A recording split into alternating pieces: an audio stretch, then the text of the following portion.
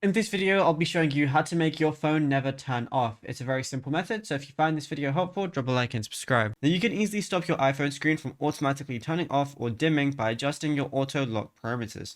This is ideal if you're tracking a live production queue or anything like that. So what you want to do is open up your settings application, scroll down the menu tree until you find display and brightness as one of the options. Now, when you're here, you're going to see a lot of different options, but you want to look for auto lock as one of the options.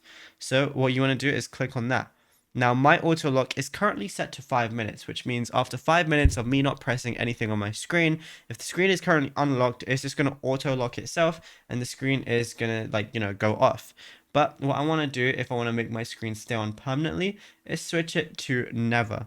Once I switch it to never, it says your iPhone may use more energy with this setting, but this permanently forces your phone screen to stay awake indefinitely until you physically press the side power button, and then that's it, you'll be good to go. Now, if you found this video helpful, drop a like and subscribe.